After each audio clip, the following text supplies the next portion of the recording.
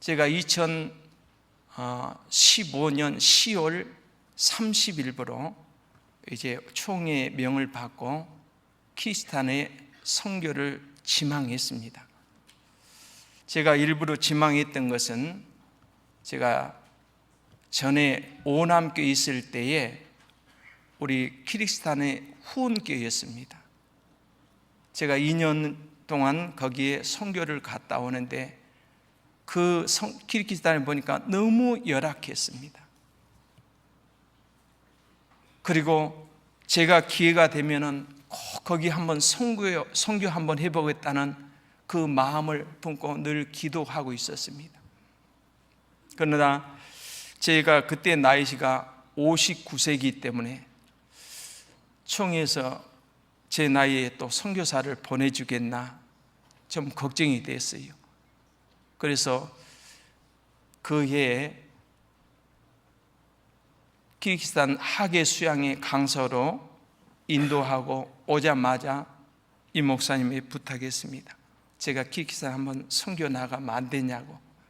그래서 목사님이 허락해 주셔서 가족들과 의논 가운데 바로 10월 30일 날 출발하게 되었습니다. 그래서 그 기쁨, 그 선교에 대한 부푼 꿈을 가지고 덕구마게 교회에 갔을 때는 이제 우리 생각외로 참 험난한 길이었습니다. 그 덕구마게에 보면은 교회당도 없고 일반 주택 2동을 약 500평 되는데 그 집을 2동을 전에 사놓은 거 있었습니다. 그런데 그 집으로 이사하려고 하는데 담장이 없어요. 그리고 수도도 없어요. 화장실도 재래시하죠. 저 먼 곳에 있어요.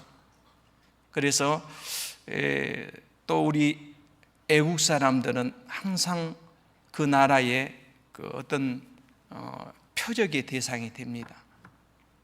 그 나라에 어렵다 보니까 애국 사람들의 어떤 그런 강도 행강이나 살인 그런 마약의 신분들이 많이 있기 때문에 그 집에 들어갈 수가 없었습니다.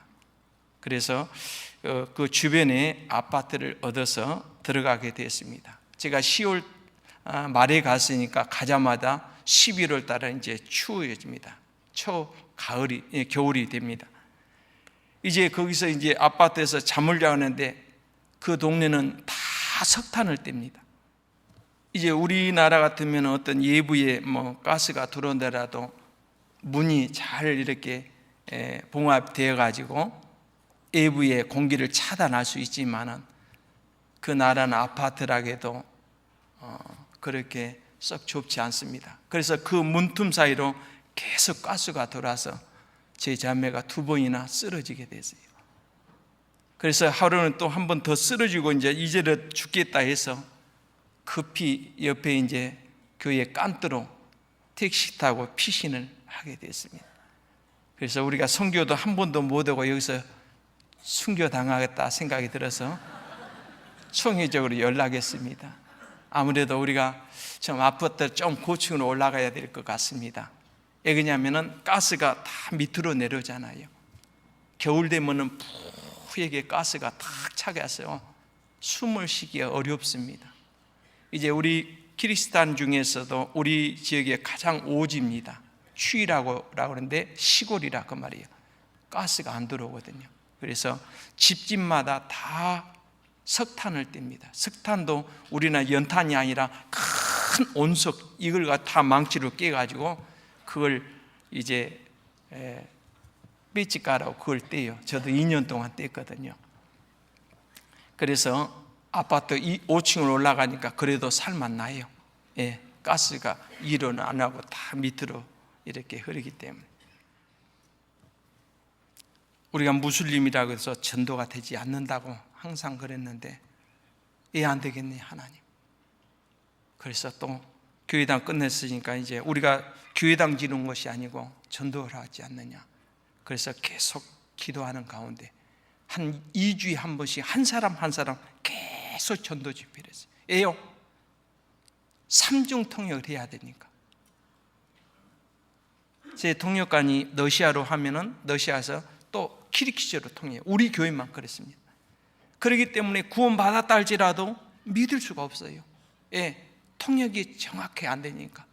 우리 한국에도 전도 집회에 단번에 구원받은 분도 있겠지만은 2번, 3번 들어도 잘 구원이 안 이루어지는 분 있잖아요.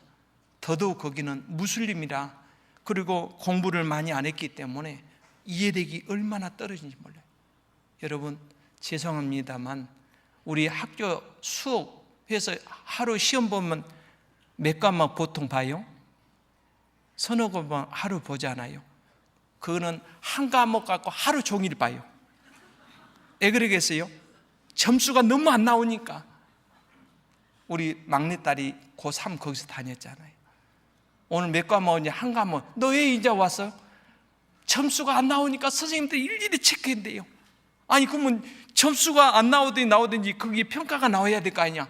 아니 거기 그 나라의 교육부에서 공부 만약에 못 갔잖아요. 문책 받은대. 그러니까 점수 골고루 나와야 되니까 다 점수가 보통 나와야 된대. 그 선생님 다 너 틀렸으니까 또 해오래. 또 그래가지고 하루 종일 한 거 먹고 본.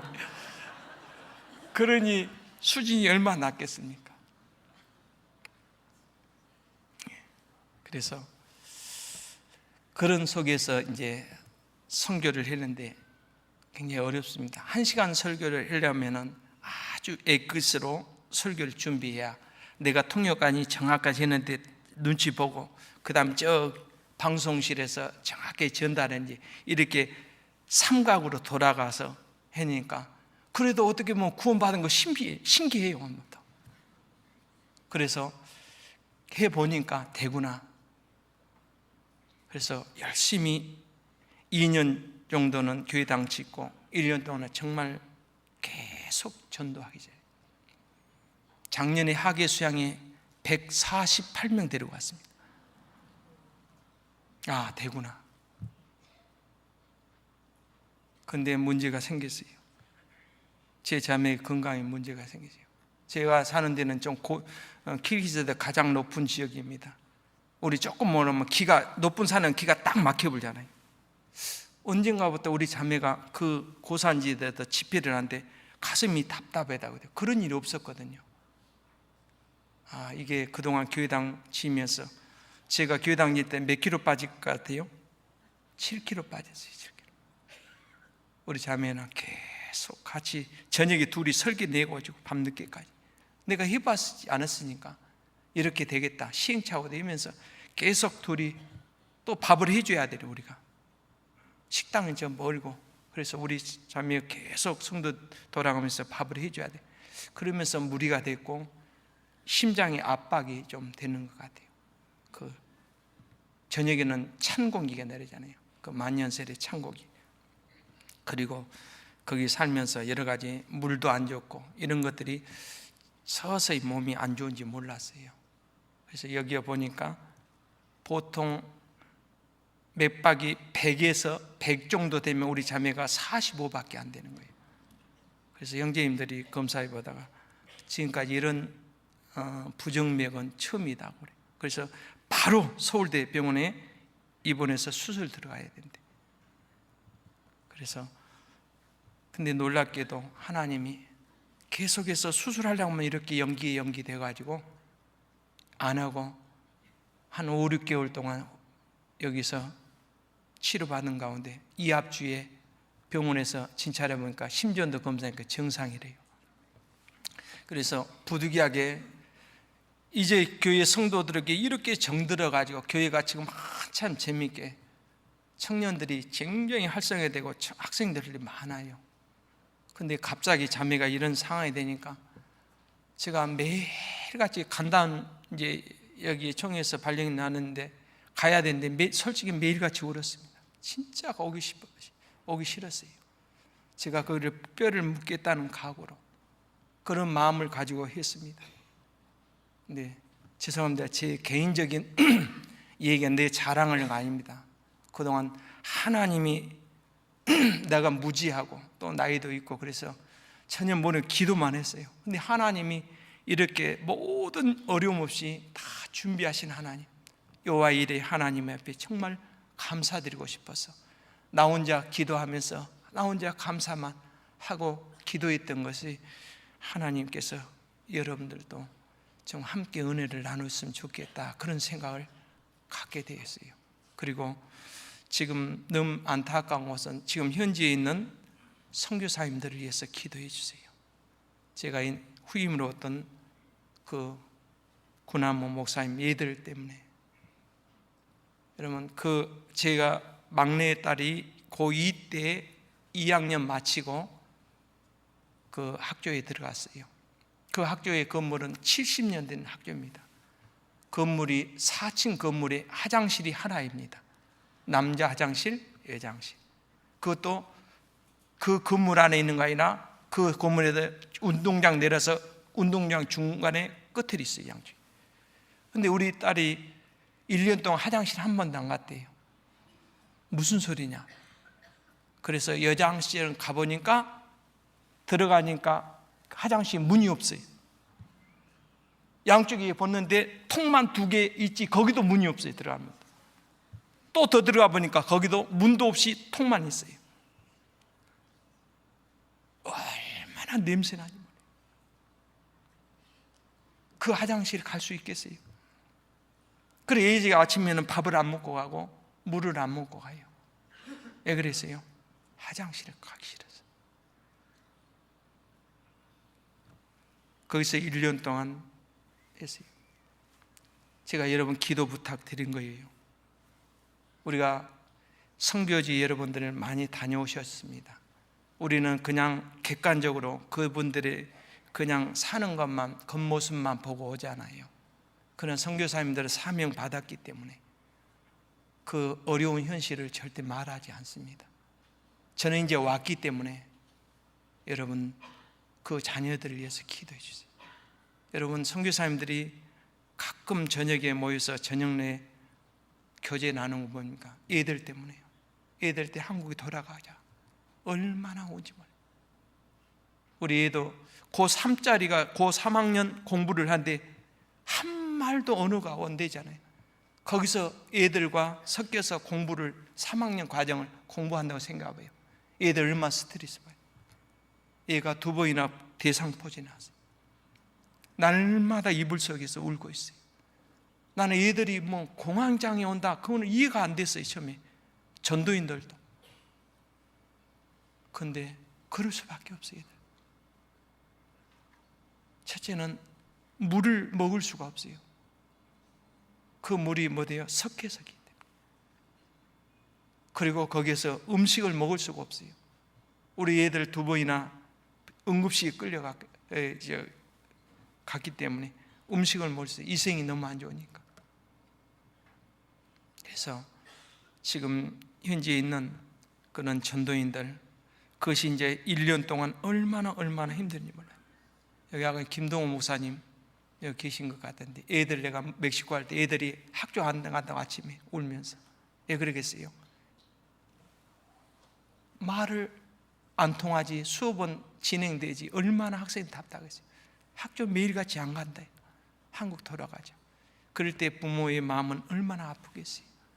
그래서 그것이 1년, 2년 이제 가면서 이제 그것들이 익혀가지만은 처음 간 자녀들은 굉장히 힘듭니다. 전도인도 마찬가지예요. 거기서 살게 남기 위해서는 언어가 어느 정도 소통이 돼야 되잖아요. 대화를 나눠야 되고, 거기서 살아남기 위해서는 또 공부를 해야 돼요. 그래서 여러분들이 우리 선교사님들 정말 더 적극적으로 좀 기도를 많이 해줬으면 좋겠어요. 그래서 그 선교의 사명, 전도의 부모님들은 사명이 있지만 얘들은 또 그게 아니잖아요. 그래서 여러분들이 더 이런 어려움도 있구나. 그 선교사님들이 여기 와서 선교 보고 나면 절대 그런 말 안 할 거예요. 예, 다른 사람 더 어려운 지역에서 선교하는데 그래 차마 말을 못해요. 삼키고 있어요.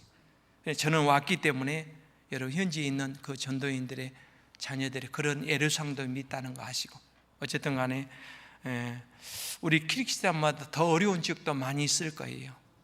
그래서 우리 그 선교사 자녀들 여러분 기억하면서 기도를 더 적극적으로 많이 해주셨으면 감사하겠어요.